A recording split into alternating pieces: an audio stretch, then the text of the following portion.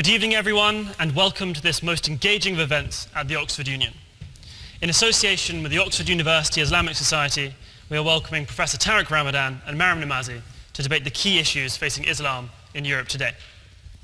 Professor Tariq Ramadan is a professor of contemporary Islamic studies in Oxford, having formerly held positions in universities across the world. He is a persona non grata in at least 6 countries, including Saudi Arabia and Egypt, and his challenges to, for his challenges to undemocratic regimes. Maryam Namazie is a spokesperson for the Council of Ex-Muslims and for Iranian Solidarity. Her writing specializes in challenging cultural relativism and political Islam, which has had multiple lectures no-platformed and disrupted as a result of her views. Thank you to both our speakers for joining us here today. You are most welcome.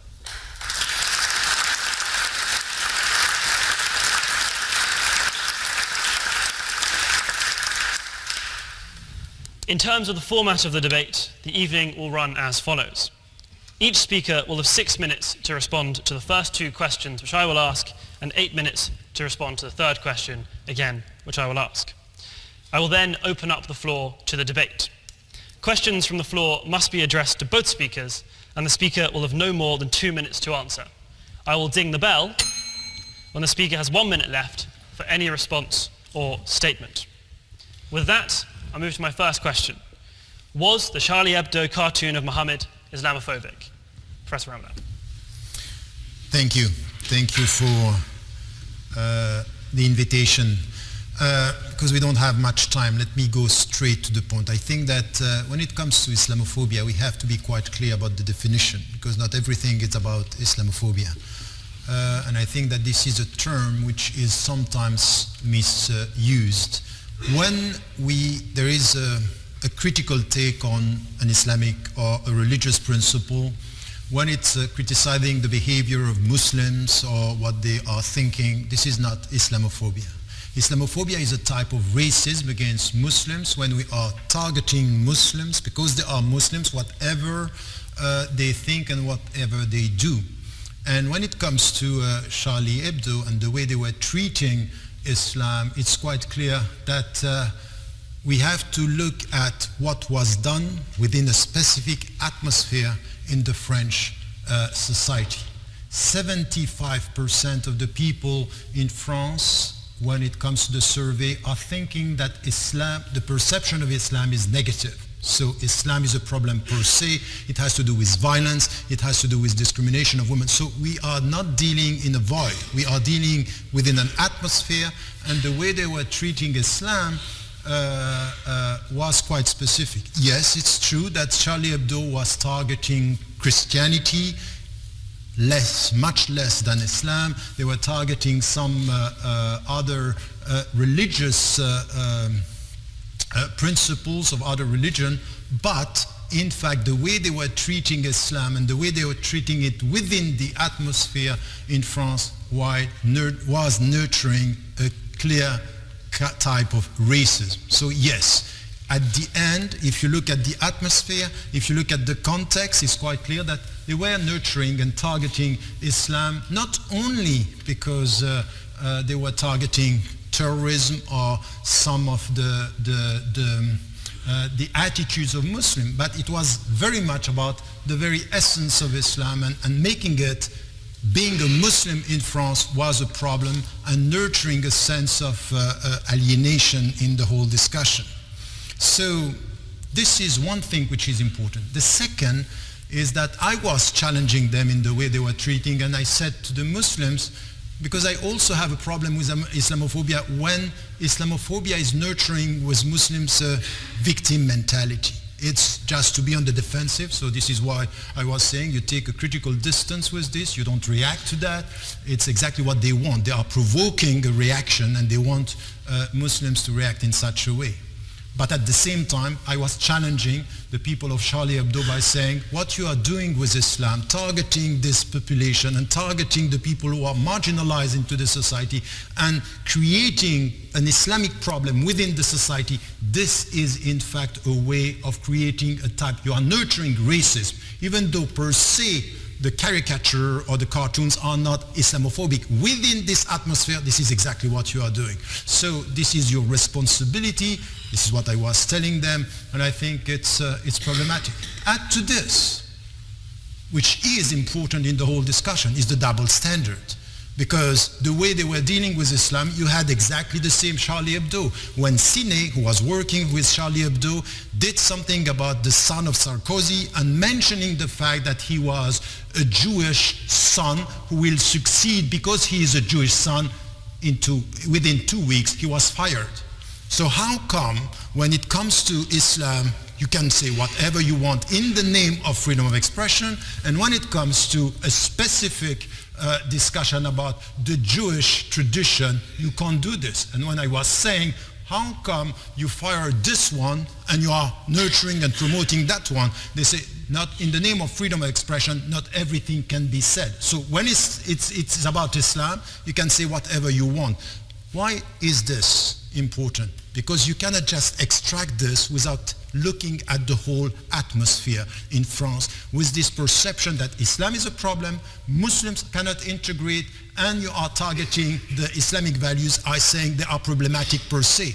So as the Islamic values are problematic per se, it means that Muslims are a problem within the French society, and then this is racist. So at the end, looking at the whole picture, yes, this is a kind of Islamophobia to which we have to respond by saying, that's fine. Freedom of expression is freedom of expression. We have to promote it. We have to protect it. This is what I said from the very beginning. But with a consistent take on everything, if you are for freedom of expression here, you have to be for freedom of expression there, for all the citizens exactly the same way. And then you also have to take into account so this is 1 minute?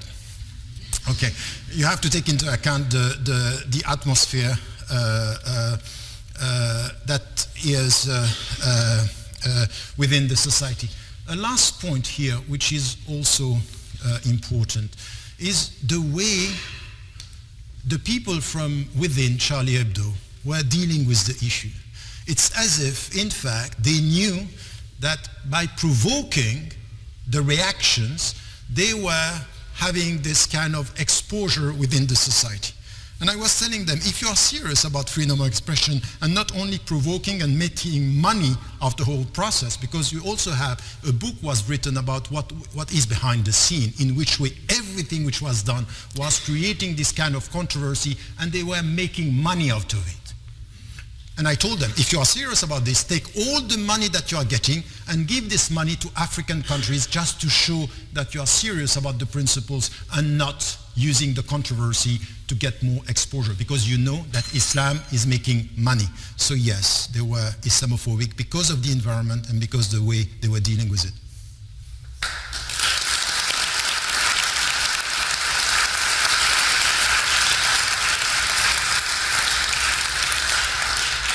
Thank you very much for that, Professor Ramadan. Maryam Namazie, was the Charlie Hebdo cartoon Muhammad Islamophobic?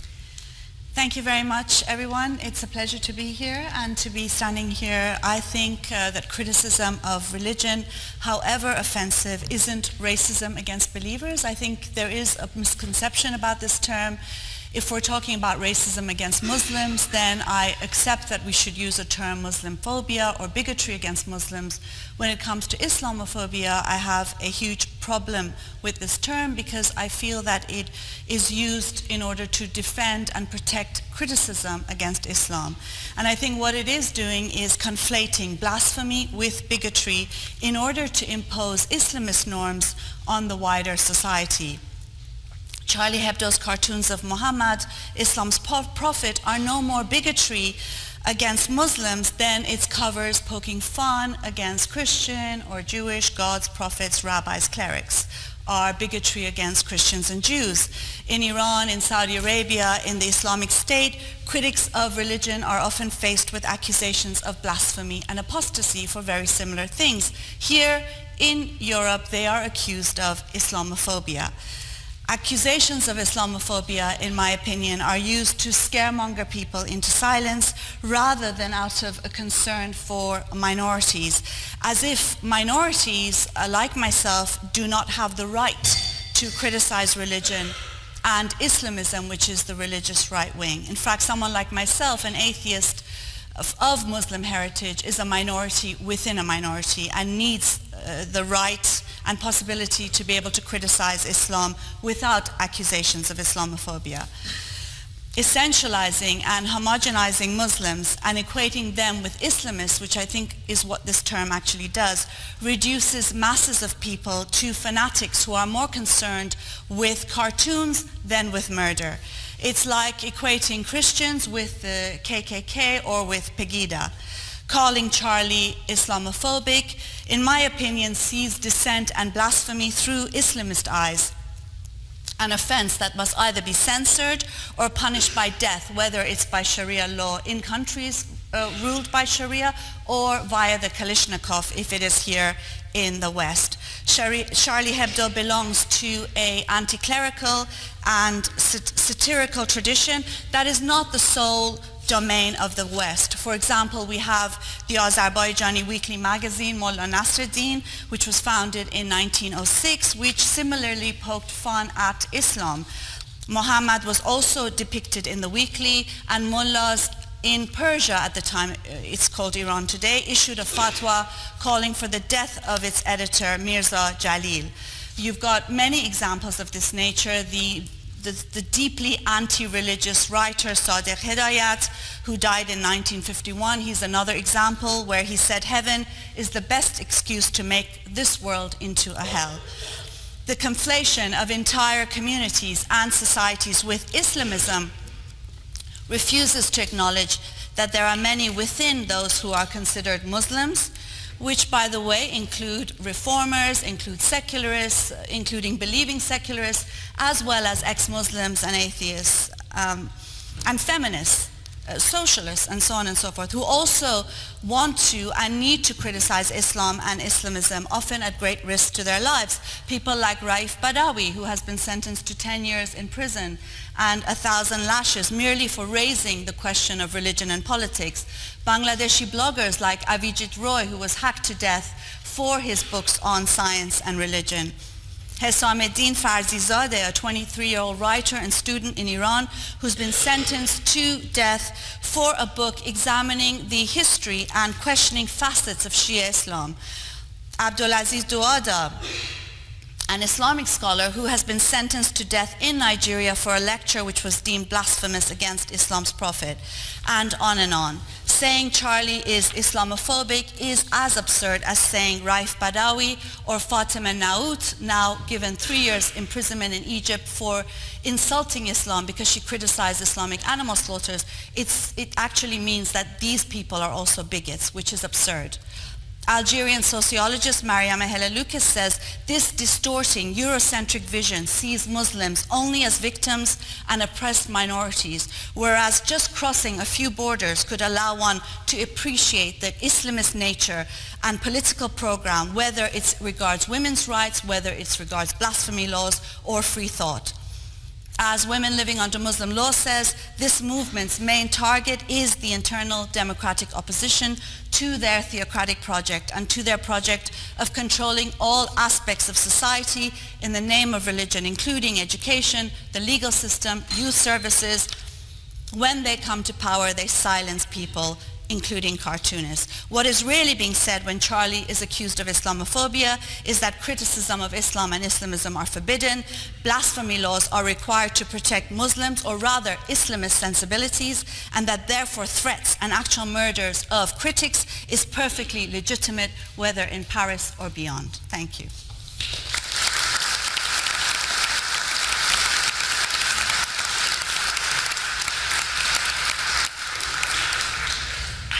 Thank you very much for that. We now turn to our second question, which is, has your opinion of saying Je suis Charlie changed over the past year?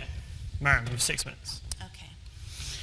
I was Charlie 6 years ago. Today, je suis Charlie, and I will always be Charlie. Here's my badge saying so.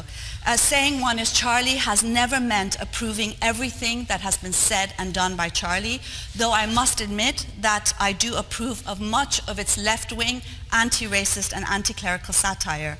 I think poking fun at religion and blasphemy in the age of ISIS, when one can be killed for it, is a historical task and necessity. This is one of the main reasons why I founded something like the Council of Ex-Muslims of Britain, to break the taboo that comes with questioning and leaving Islam, and to challenge Islamists who strive to deny us the right to think and speak freely, including in secular societies. You don't have to like Charlie or any acts of blasphemy to defend the right to blaspheme and free expression. That is what, in my opinion, je suis Charlie means. Think about it for a moment. Charlie cartoonists were killed in broad daylight, in cold blood, merely for their cartoons. Those who refused to stand with them imply that they got what they deserved. They should not have been killed, but what did they expect? This culture of offense and accusations of Islamophobia are smokescreens. They serve to legitimize Islamist terror and violence and to blame the victims. Islamism's a far-right political movement that has murdered innumerable Charlie Hebdos over several decades across the Middle East, North Africa, and Asia, including many Muslims who have dared to speak or mock or just live 21st century lives prohibited by the brothers. Being a woman, being a free thinker, being gay, being unveiled, improperly veiled, being an atheist, going to school, laughing out loud, driving a car, having sex that is not religiously prescribed, falling in love, dancing, all of these offend them, and violence to all this is their usual response. Calling for civility, censorship, silence, or respect for the offended is merely heeding the Islamist demand for blasphemy laws at the expense of dissenters. So yes, I am Charlie, and I am also the many Muslims, ex-Muslims and none, who criticize and question Islam day in and day out, and criticize Islamism day in and day out across the globe at great risk to themselves. Mr. Ramadan says he is not Charlie or Paris. Instead, he says he is those who are under investigation. That I show solidarity with the cartoonists murdered for blasphemy, and that he shows solidarity with those under investigation is telling enough. As Algerian sociologist Maryam says, in all of this, terror itself has been disappeared from the discourse. It loses reality. It becomes just an illusion. It's conjured away, and all that we are left with is blaming the victims. The refusal to be intimidated is the greatest challenge faced by today's generations, a generation which is global, hyper-connected, confronted by instantaneous and worldwide exchanges of ideas between internet users of different religions and temporalities, says writer Caroline Forrest. The rules we are at present putting in place will determine whether we live in a world of violence and terror or a world of emancipation. It must be clear to all that yes, but will lead to a society where religion will once more be taboo, where believers will be more privileged than non-believers, where majority religions will take precedence over minority ones, and where intimidation and violence will have won. The group that says, I don't agree, but I shall fight for your right to say it, will, however, create a world where people are able to engage in dialogue despite their disagreements, where believers and non-believers are equal, where all religions are considered equal, where we can laugh at our fears and stand united against those who promote violence. There is no other alternative. We either stand firm or back down. Those who think that by backing down they will avoid war are making a serious mistake. The war has already begun. Decades of war against our free thinkers in the Middle East, North Africa, South Asia. Only courage will restore peace. Thank you.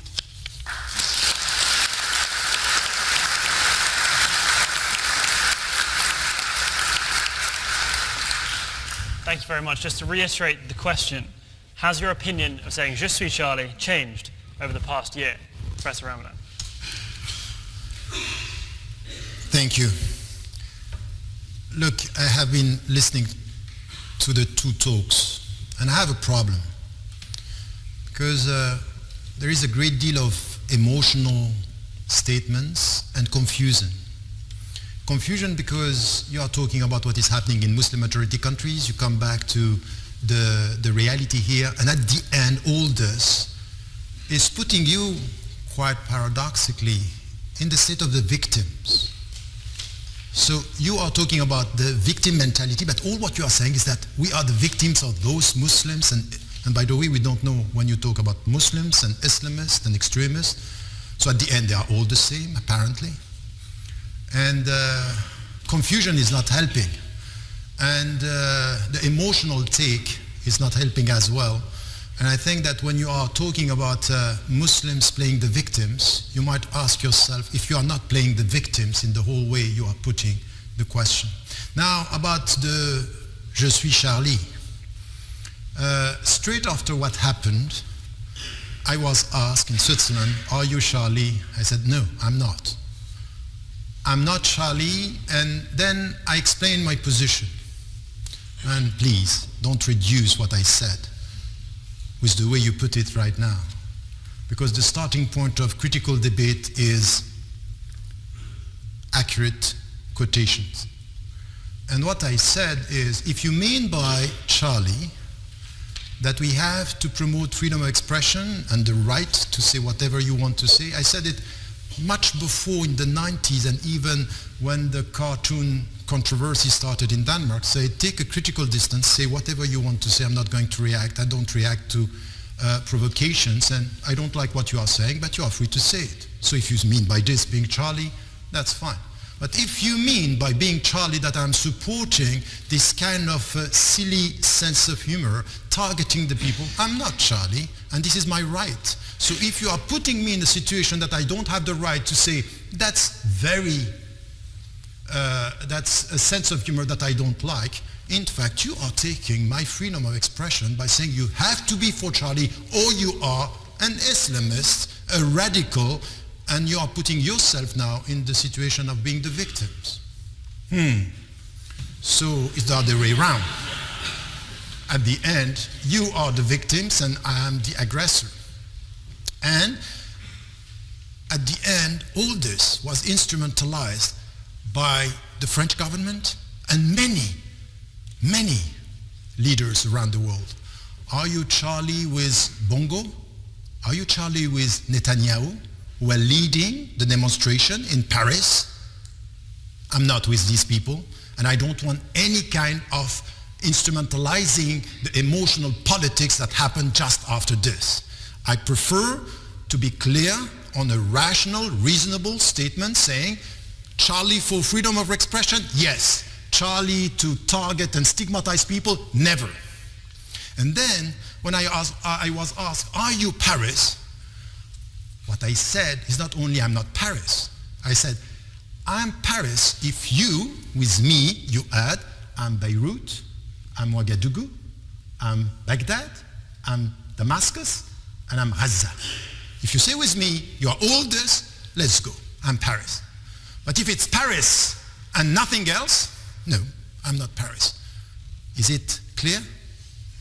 That's my position. Because I think that the problem that we have with your positioning very often is that you are reducing the statements and the vision of the other by saying they are all the same. This is what they are saying. We are not as simplistic as that. It's a bit more complex than being on one side. And I never said yes, but I'm always saying yes, and. And you have to come to the complexity of the issue by saying, look, I'm not going to support these people, and when I said to the coward sense of humor that these people had, because targeting the marginalized community in France and saying this is what Islam is all about.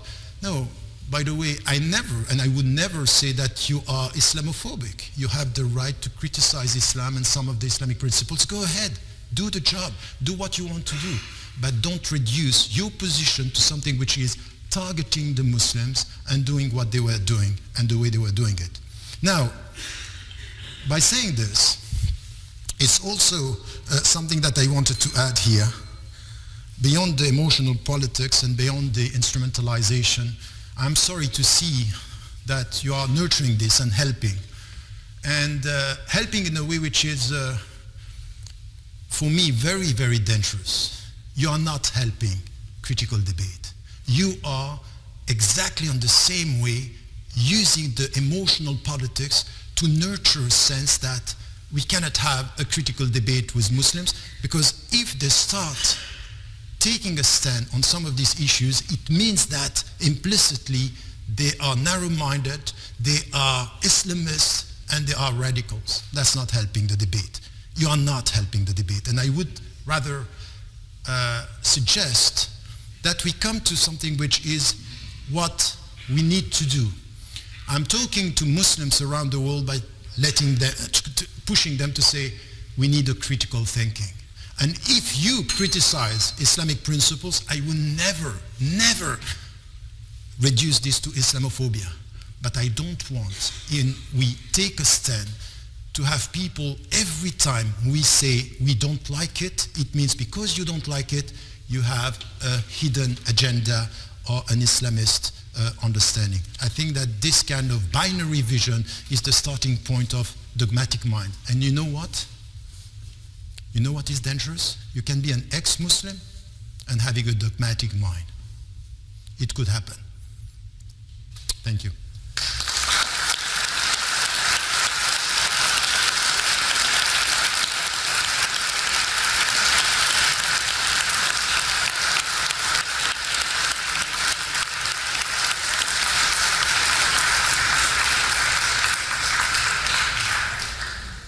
Thank you for your responses to that question. We now move to the final question from me, which ties in very nicely to what you were saying. What are the rights and responsibilities of free speech? Free speech. It's me now. This is you, yes. Yeah. Okay, look. Once again, I don't want to repeat what I said, but still I have to start with this. The starting point, and I would say, because you were speaking about Muslim majority countries and the West. My take on what is happening in the West as well as at what is happening in Muslim majority countries is that we need to be clear. Freedom of expression should be protected in Muslim majority countries as well as in the West. For me, there is no double standard. So if you are, and for example, I don't agree with anything which has to do with apostasy or blasphemy. When I was asked by the ISISCO and the International Islamic Conference to promote laws for blasphemy in the West, I said, no, that's not the right way. It's not going to solve the problem. It's not by adding law and preventing people from speaking that we will solve the problem. So freedom of expression should be protected here, and all the situations you mentioned, I think that Muslims should be quite clear. We have to be critical with dictatorships. We have to be critical with Muslim majority countries by saying what is happening in Pakistan, what is happening in Saudi Arabia or in Qatar. I took a position which was very clear on the poet who was jailed because he was criticizing the government. I think we have to be clear on this. Freedom of expression is a right. It should be a constitutional right, and we have to protect this in Muslim majority countries as well as in the West. And for the Muslims, and especially in the West, they have, this is what the way I was putting it, and I started talking about this in Denmark when I was there 1 week after the cartoon controversy started. I said to the Muslim, this is my sentence, the phrase I put it, take an intellectual critical distance. Don't react to this, just say you don't like it, but this is part of the debate in France or in Denmark or in Europe. To the point that what we have to acknowledge is that in France, as well as in Denmark, and then in the Netherlands, and even here in this country, in the UK, the Muslims, when they are dealing with criticism, their reaction is in majority quite reasonable. They are not today. It's not the same as when it happened with Salman Rushdie. And by the way, my position in Salman Rushdie was to criticize the Iranian fatwa by saying this is not a religious fatwa, it's a political one, and I don't agree with this. He has the right to express himself. This was my position. So don't reduce our criticism of a way of using freedom of speech as being completely against freedom of expression. So I think that this is something that we have to nurture everywhere. And to be critical with what is done in the name of Islam in many Muslim majority countries. That's the starting point of the discussion. So I'm not going to promote freedom of expression in the West and keep silent with the lack of freedom of expression in Muslim majority countries, from the Gulf state to our allies here, because very often we speak about freedom of expression, but many are silent when they are dealing with dictators which are our allies. That's the reality. Gulf states are the allies of the West, so we don't speak about this. We don't care about what is happening to the people who are in jail, in political terms as well as in intellectual terms, because it also has to do with politics. Having said that now, I also think that in this I'm following Gandhi when he first got the Charter for the Universal Declaration of Human Rights. He responded by saying, my mother told me that with every right you have, there is a duty. And I think that, yes, when we are in a pluralistic society, and you look at this room, people are coming from all over the world with different backgrounds, different religions. I think that you have the right to speak the way you want, but you also have some responsibility in the way you use your rights. And this is where I think that there are things that are legally possible, but ethically silly. Yes, you have the right to, for example, I got people who came to me in the Netherlands say, they are criticizing Islam, we are going to criticize the Jewish tradition and criticize the Holocaust by showing that you cannot touch this is sacred. I said, that's not the answer. Of course you can mock the suffering of the people. Do you think that this is ethical? I can do that, but it's silly. Am I going to do this? Am I going to criticize the religions or the suffering of the people? I think that there is an ethical way of dealing with your rights. It's legal, but it's silly to do it. So just be respectful, be respectful towards the sensitivity of the people, and this has to do with education. Civic education means know your rights, but know how to deal with your rights. You have the right to insult, but don't do it. You have the right to mock the people, but don't do it. Don't do this because it's not helping us to live together. So pluralism is not only about an accumulation of rights, it's also an understanding of our civic responsibility towards our fellow brothers and sisters in humanity and our fellow citizens. So when, for example, I was dealing with the people in Charlie Hebdo, I said, it's fine, you can do it, but do you think that this is sensible? Do you think that this is this is going to help us to live together? So I would like people like you to be part of the discussion, not in a confrontational way, by saying this is my rights and I have the right to do it. Yes, you have the right, and I would prefer to have this open space where we respect each other, we listen to our sensitivity, and there is something which is called collective psychology. And I was in India. You know, there are not Muslims in majority there. And a Hindu was telling me, you know what, there is something which is coming from the West, which is not our sensitivity. We don't laugh at religions. We don't laugh at spirituality. And he was telling me from a religious background. I think that this is also part of our living together.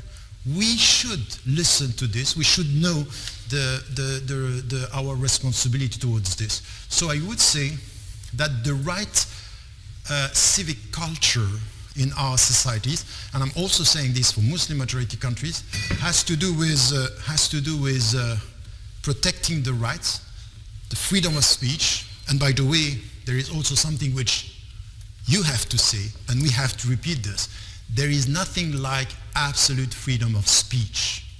Nothing in any society. There are things that you can't say, and racism is not acceptable. Insulting and slander, this is illegal. So we have a framework within which we are working. Within this, we don't need more law, we just need more education. So, you know what?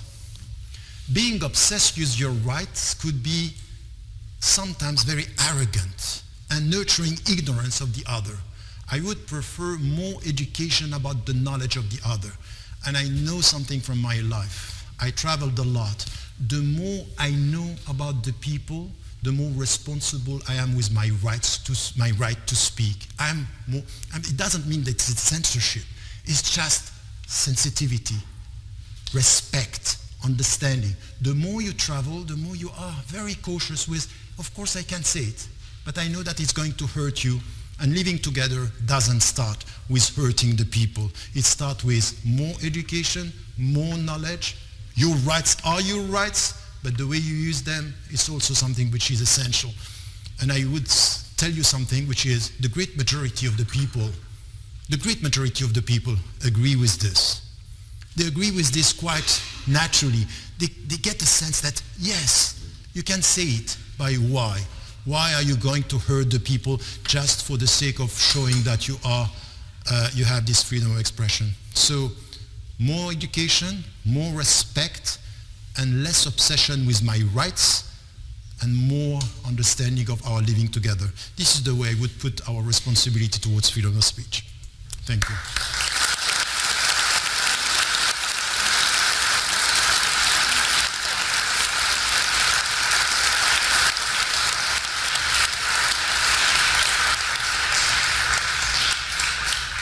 Thank you for that. I now would like to repeat the question, what are the rights and responsibilities of free speech? Maryam, you have 8 minutes. Yeah, I mean, I think when we're talking about the rights and responsibilities of free speech, there is no R or we. You don't represent all Muslims, and I don't represent all ex-Muslims and atheists. Obviously, there are differences of opinion amongst every group and community. And so, the reality of the matter is that this conflation between Islam as an idea that can be criticized, Islamism as a far-right political movement, which is the fascism of our era, in my opinion. It represents, whether it's the Muslim Brotherhood, whether it's the Iranian regime, whether it's ISIS, whether it's the Saudi regime. It's a far-right political movement that uses lovely, flowery words, often doublespeak, to defend the rights of the Islamists by pretending that they are defending the rights of all Muslims. There is no ROE. There is no ROE. There are many, many Muslims who are languishing in prisons and facing the death penalty for criticizing Islam, not even criticizing Islam. You have 27 Qurani Muslims in the Sudan. They believe that the Quran is holy. They question the hadith. They are now facing the death penalty. This is not just a question for ex-Muslims and atheists. There are many Muslims who face, the wrath of the Islamist movement.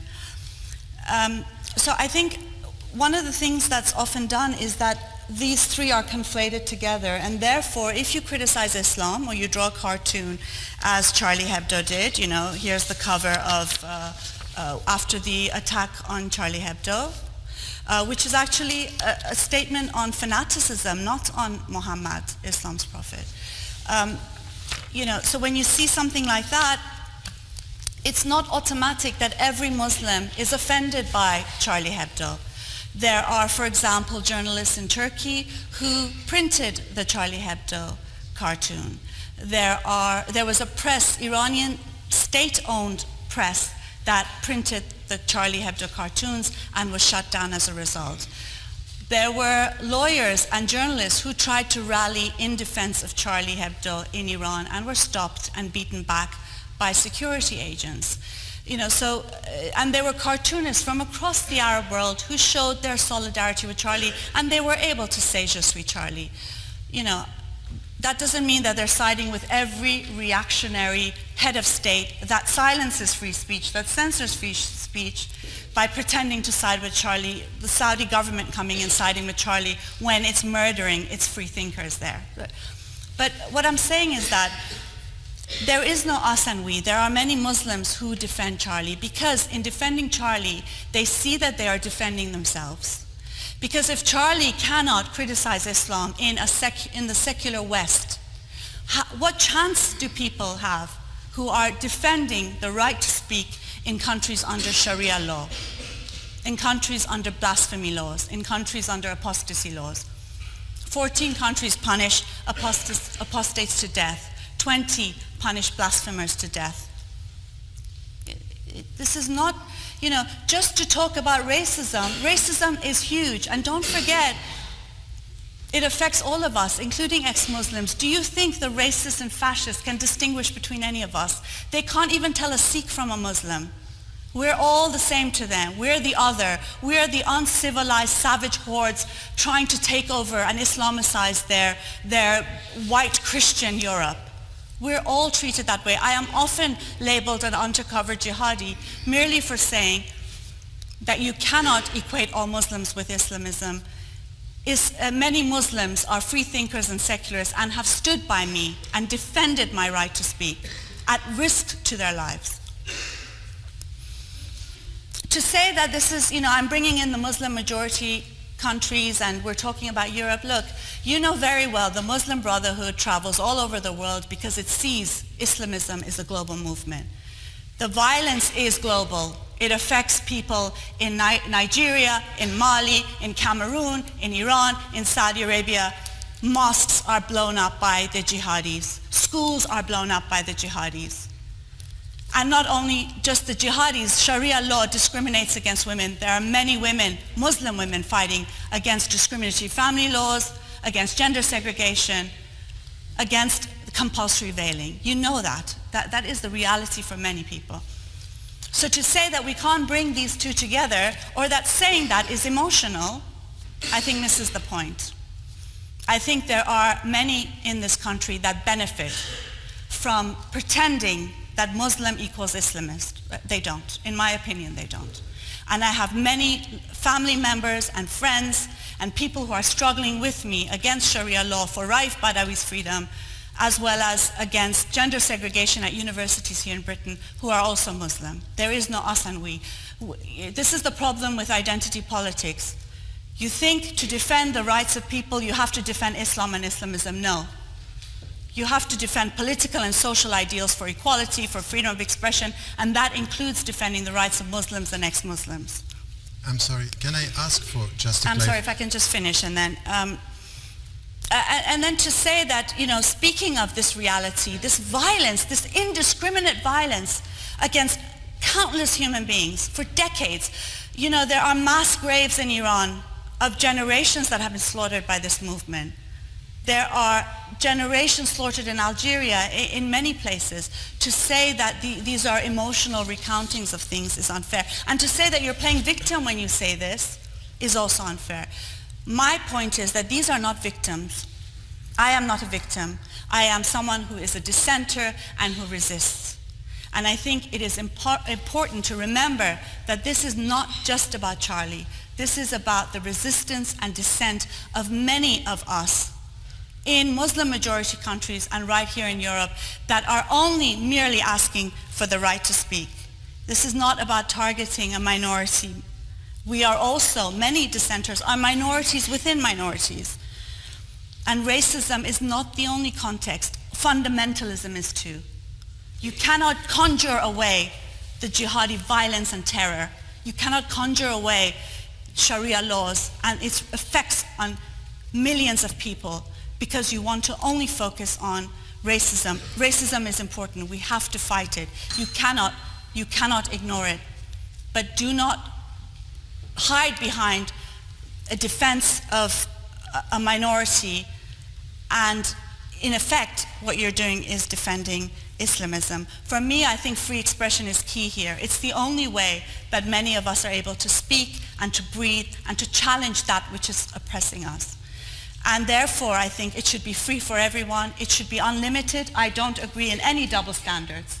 I think unless there is incitement to violence, and a lot of Islamists actually incite violence, unless there is incitement to violence, it should be free.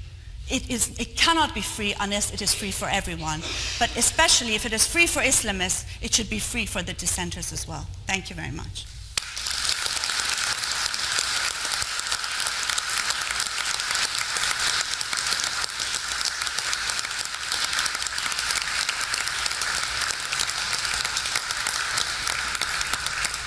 Before we move to questions from the floor, Professor Ramadan, would you like to respond to that? And then, Maryam, you will have a chance to respond to you. Yeah, I had a question, because there are lots of implicit things that are in your talk.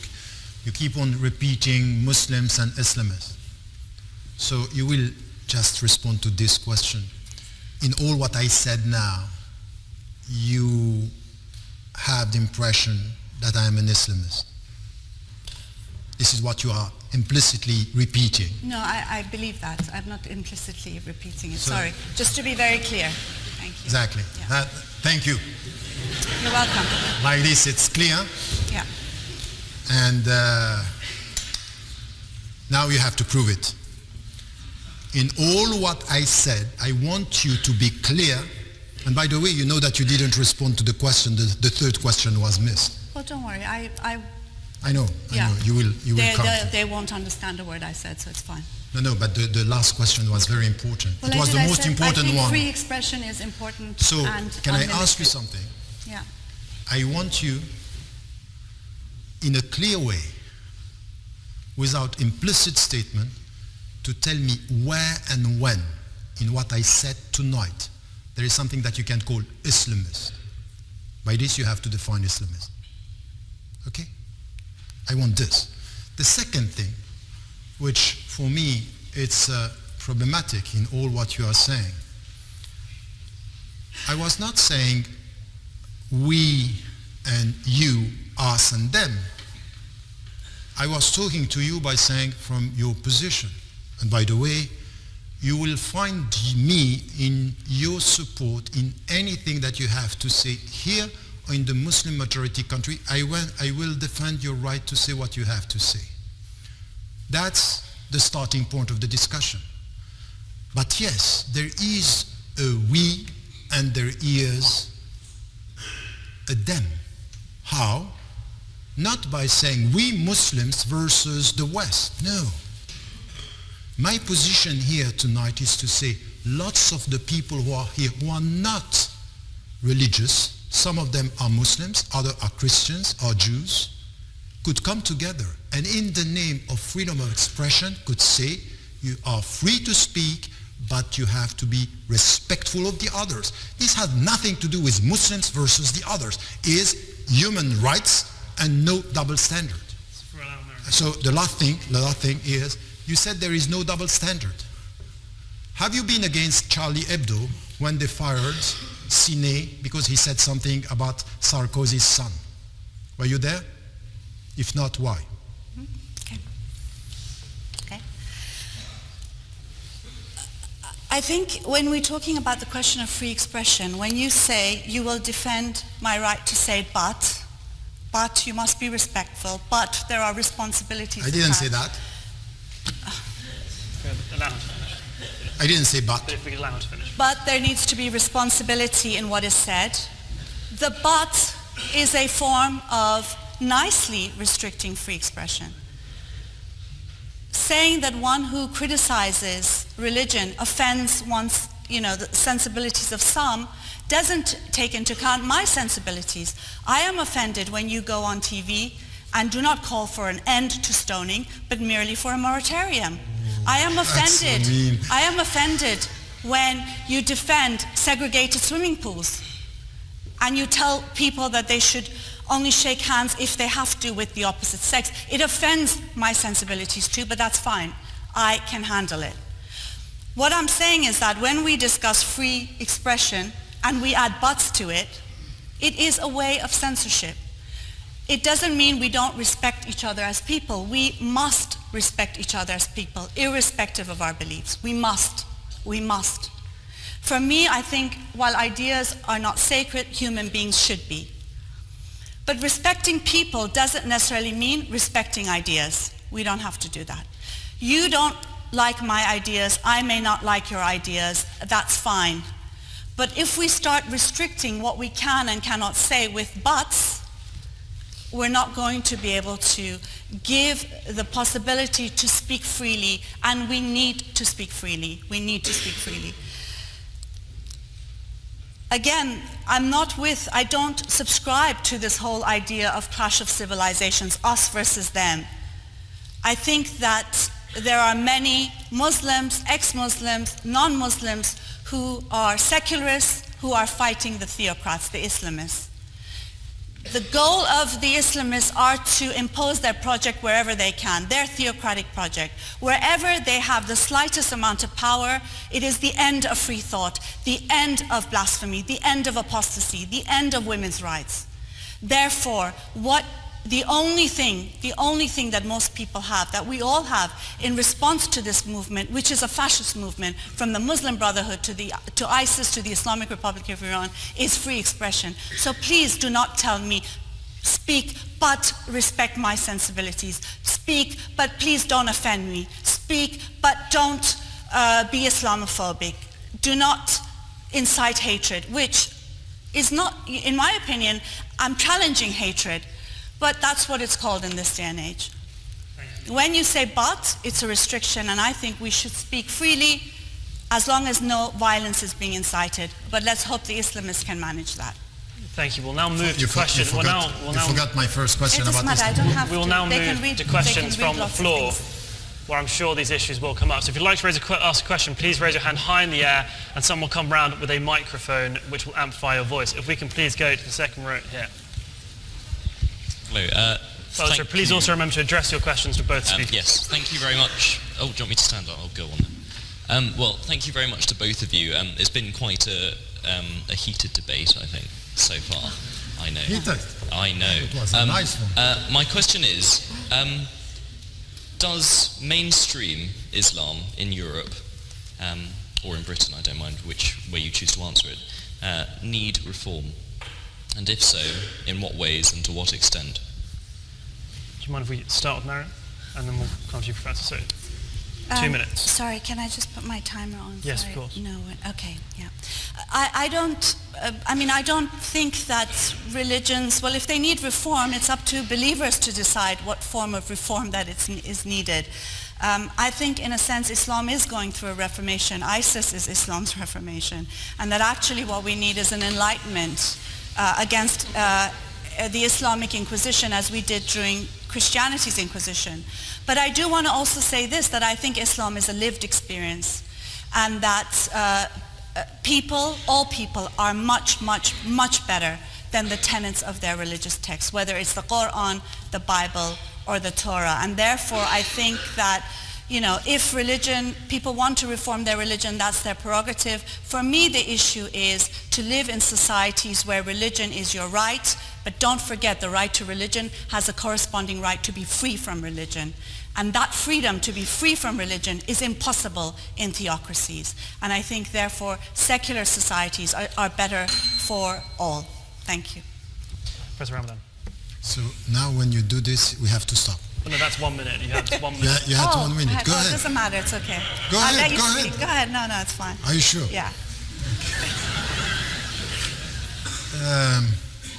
So can I take her minute?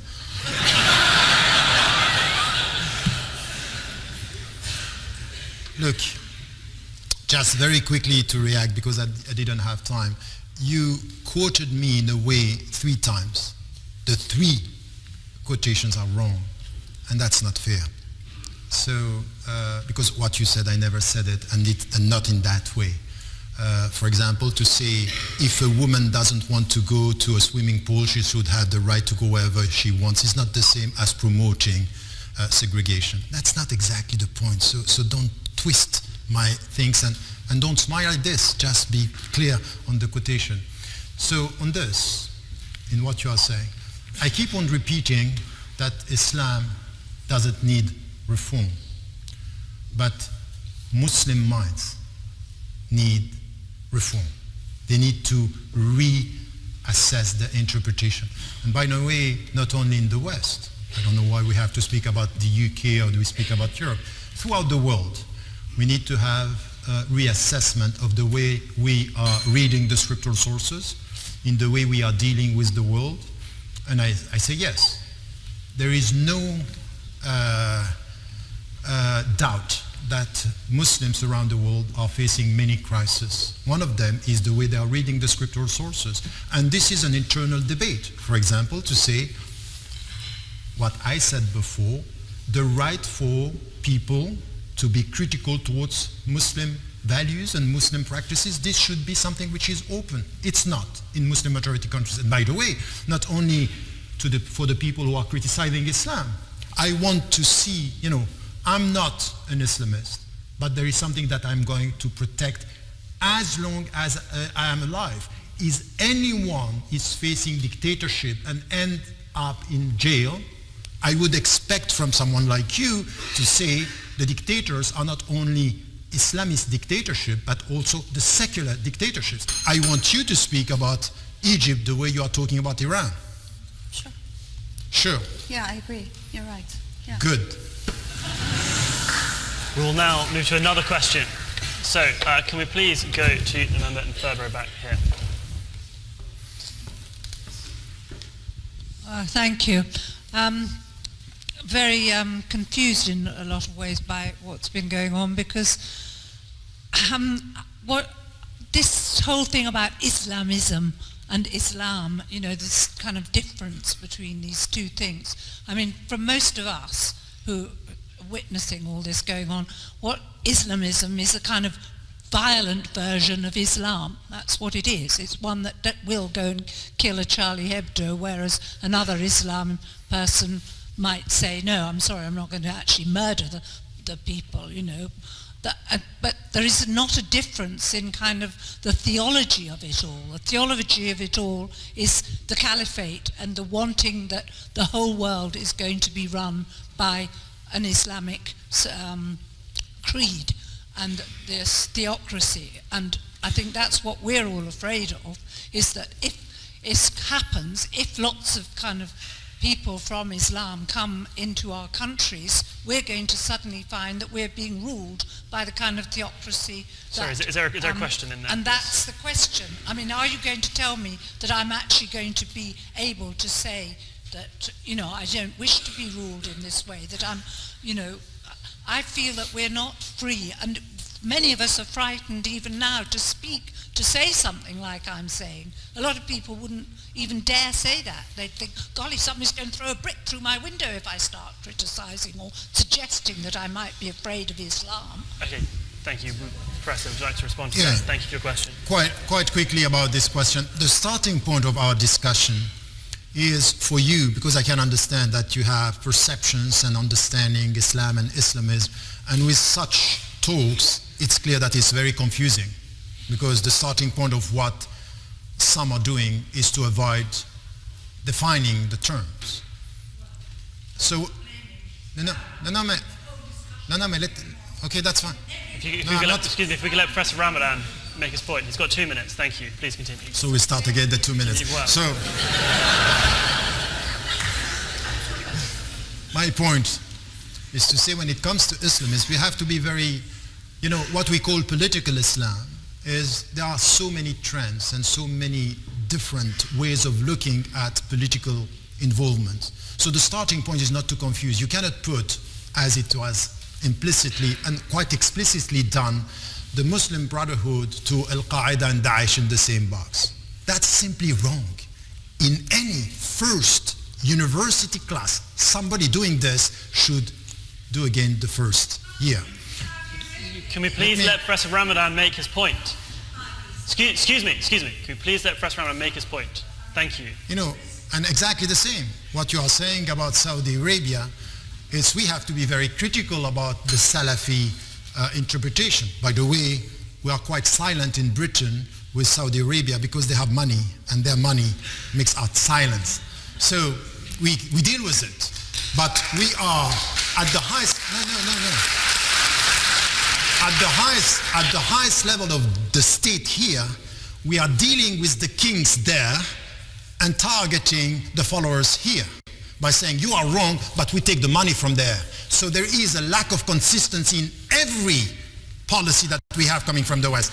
So this is the first answer. So we have to be very specific about this. Now, when you are talking about Daesh and violence, we have to be clear that anything which has to do with violence, but you also have to listen to the great majority of the Muslims around the world saying and repeating, Daesh and the Islamic State, or the so-called Islamic State, have nothing to do with the Islamic principles. And all the governments in the West, by the way, are telling you that the immense majority of the Muslims and the European Muslims are law-abiding. And by the way, just one thing, they are not coming to your country. Many of them are at home.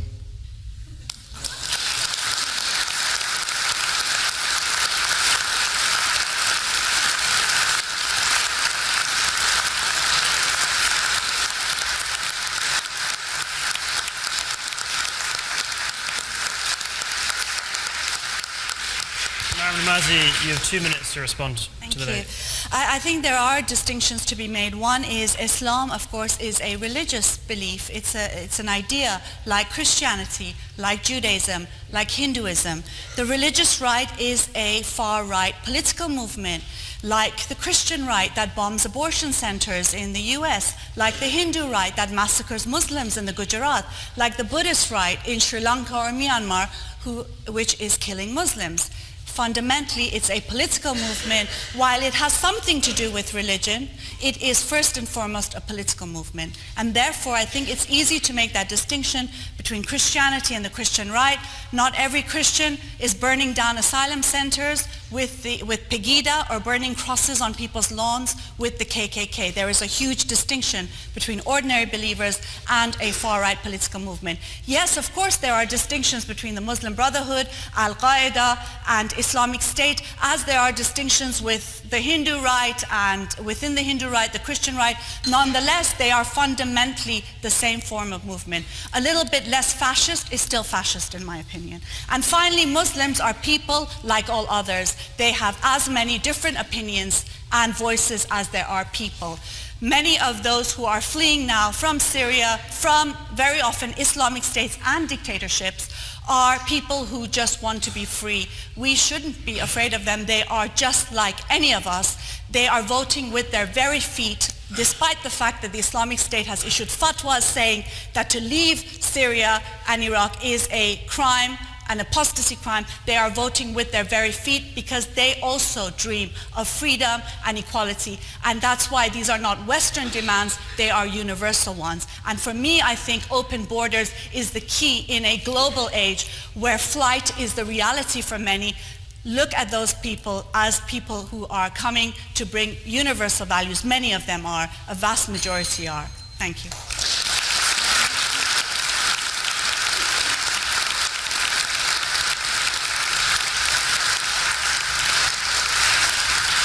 Thank you. We'll now look for another question. Could we please go to the member right at the back?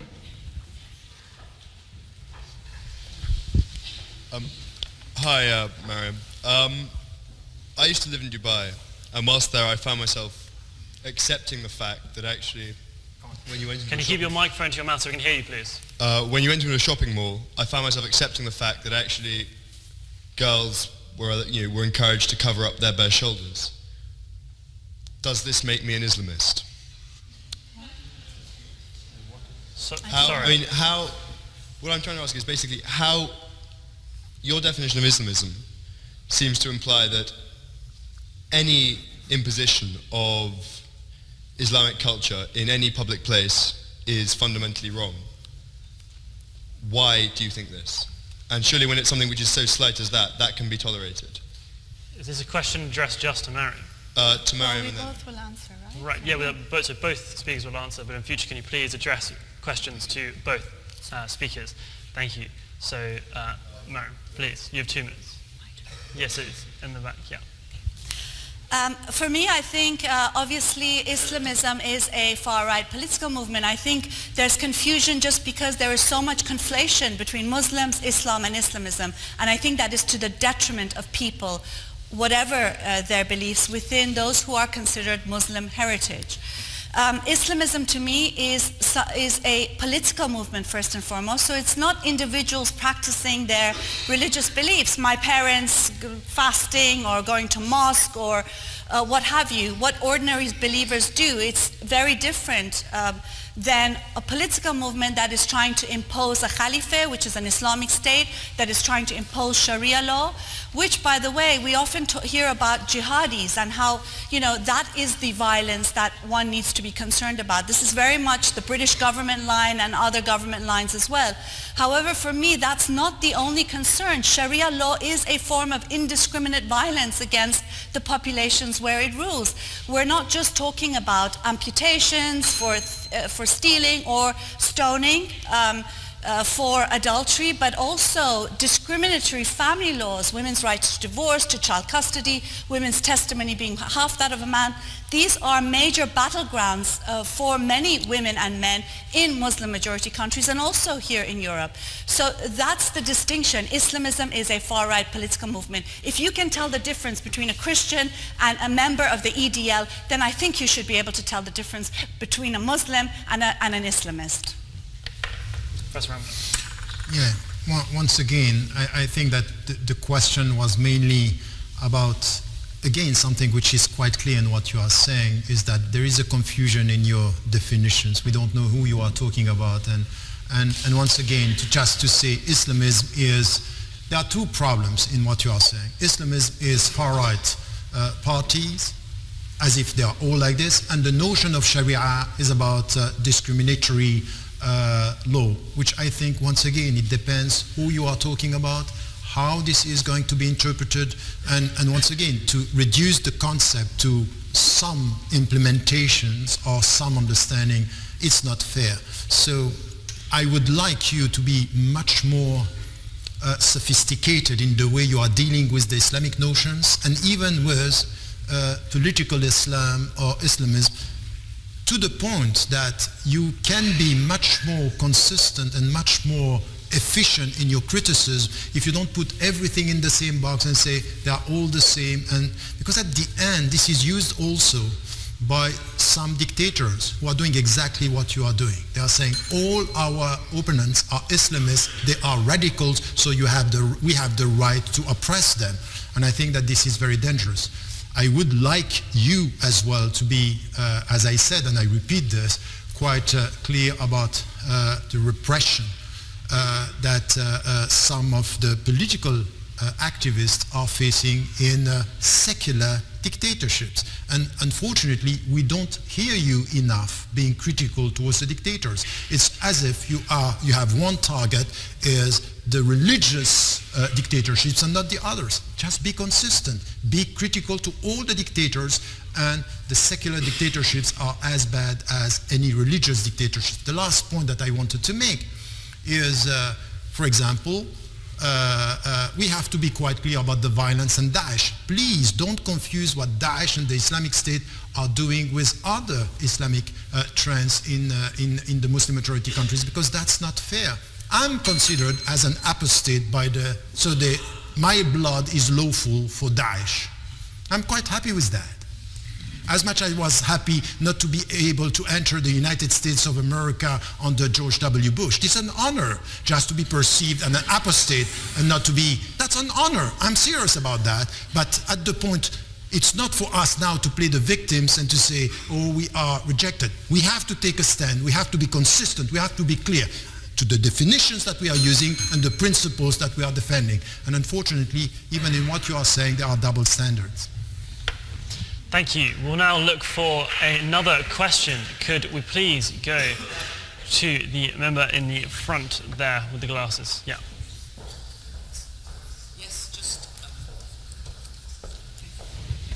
Yes, it's just a question in relation to definitions, because I understand from some of the other questions that are being asked here that there is some conflation and some confusion in relation to terms such as Islam and Islamism.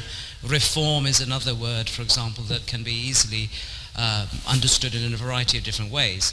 To what extent do both speakers regard the importance of making philosophical and psychological dispositions as part of our analysis of the situation? Because psychological and philosophical dispositions are important, because I think one of the speakers has mentioned very clearly that there are lots of things going on in Muslim majority countries which might have a psychological or a philosophical basis to them. So my question really is, when we're trying to define some of these very difficult terms, to what extent might that distinction between psychological and philosophical dispositions be useful in the analysis? Professor Ramadan, 2 minutes. Yes, that's a very, I'm not sure I understood the question, but what I understood is very good. I like your question. Because I think it's exactly Because what... if I just clarify, I mean, psychological dispositions would be things such as moodiness, irritability. Moodiness and irritability. So we might look at individual actors in a particular Muslim country acting and reacting to a particular political event. But a philosophical disposition would be something which looks at things which are a bit more permanent, or things which may not change or change under specific conditions.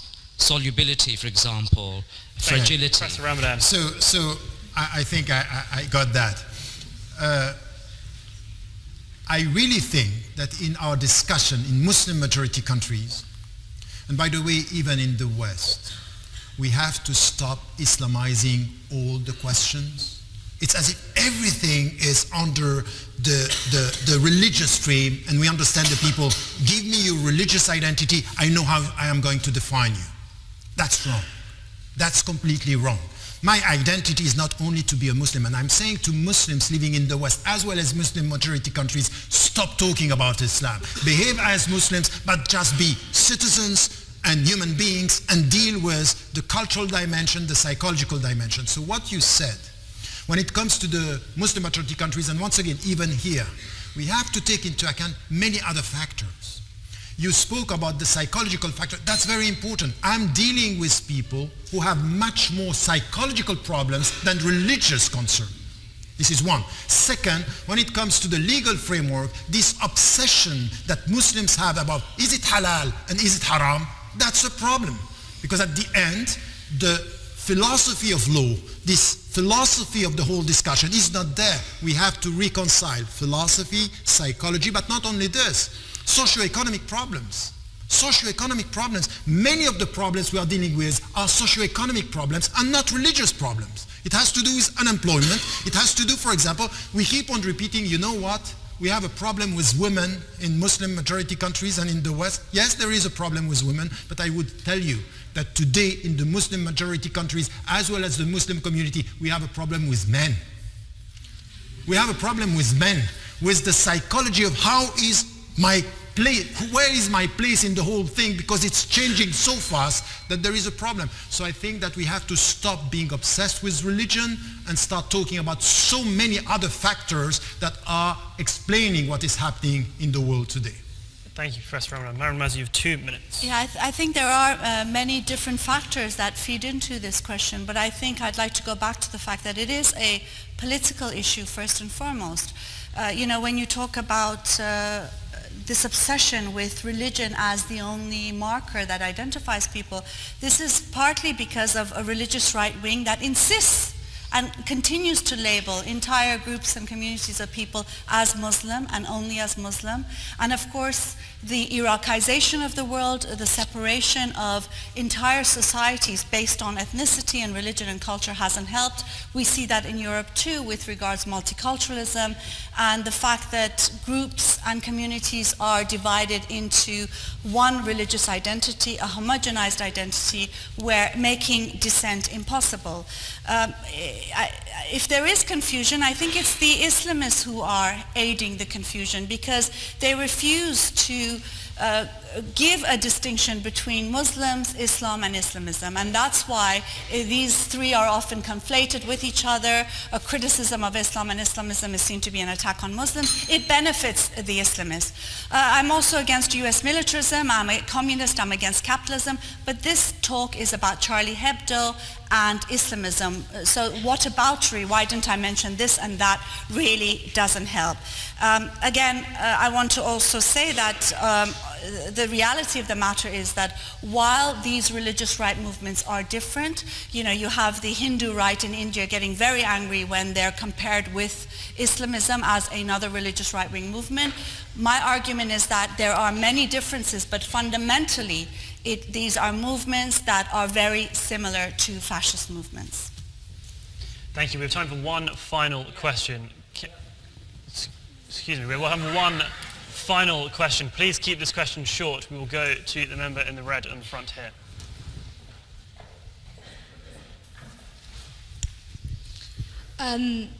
This question is probably aimed at Tariq, but I actually think both speakers can answer it. I completely agree with your distinction that when we're talking about reform, you're talking about reforming Muslim interpretations rather than Islam. I completely agree with that. What I do want to ask, and it's probably the same for all monotheisms, all religions of the book, all Abrahamic religions, is it the case that, and I'm not sure about this, but is it the case that there is something within Islam, and I can qualify this, or within religions, that prevents or hinders reform? So, Maryam, you will answer this question first in the order, so you have 2 minutes to answer this question. So I'm the last one. That's You are the good. last one, that is right. I'm lucky. It's following the order. Of course, you're going to have the last word, but still not the best word.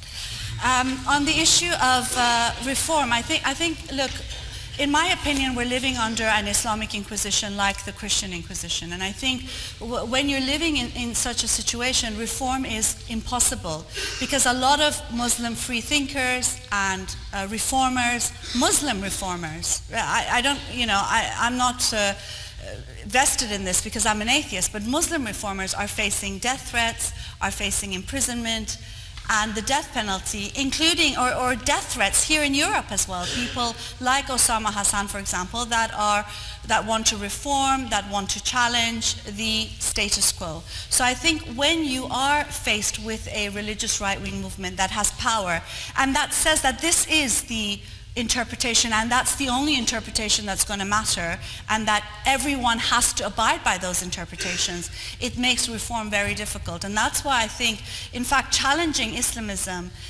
politically opens the way, and also by ways of blasphemy and apostasy. Whilst a lot of people may not like it, may feel uncomfortable with it, it is a way of challenging this movement and opening up the space so that actually the reform and dissent that's very needed can take place. So I think for any sort of challenging of religion, which is dogma, which is deemed sacred, which is, untouchable, there needs to be criticism in order to do that. And to criticize, we need unconditional free expression. And that's something that unfortunately we're denied very often in Europe as well as across the world. And not just ex-Muslims, but many, many Muslims, minority religions, and agnostics, unbelievers, and everyone else. And that's why I think defending free expression is a defense not just of ex-Muslims and minorities within minorities, but of Muslims as well. And it's hugely important. Thank you.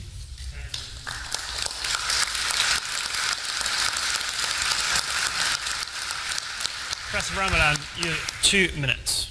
Yes, just to react on what you were saying right now. Again, you keep on repeating always the same thing about Islamism and about this,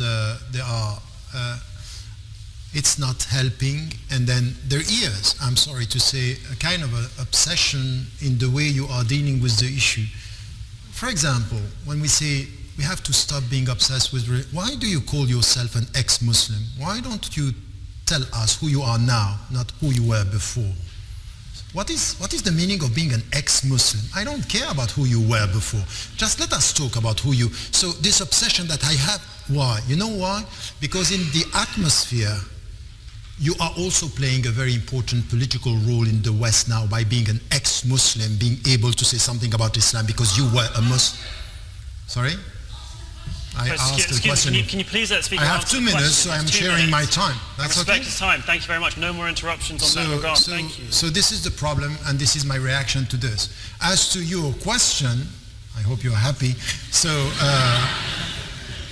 yes, they are within all the religions, all the monotheistic religion, they are people from within, or powers from within. We have to understand this, that within religions there are spaces where power is at stake. Who is interpreting? And some they don't like the reformist approach. And I think that this is exactly an internal struggle. I'm coming from the reformist tradition. I call for radical reform from within, and I'm calling for a shift to the center of gravity of authority in Islam. But this has to be done from within with quite a credibility and a credential from within. It's not by putting all the Muslims together, and this is why I'm not talking about reforming Islam. I want to reform the Muslim minds.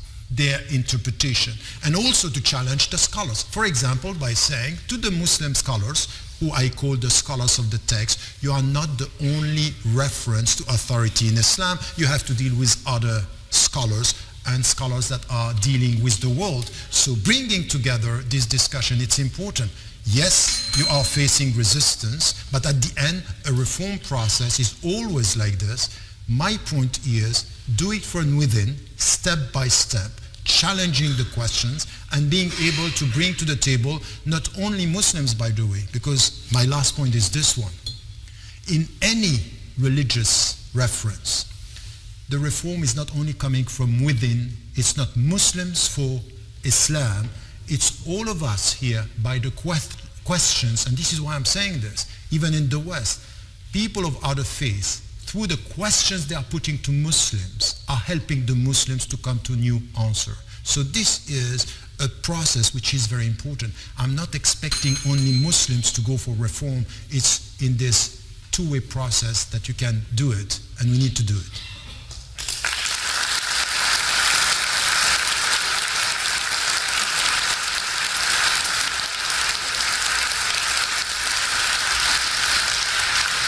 I am afraid that is all we have time for. Thank you very much to everyone who asked a question this evening, and most of all, thank you to our guest speakers. Please can I ask everyone to remain seated as we leave the chamber, and once again, thank Professor Tariq Ramadan and Maryam Namazie.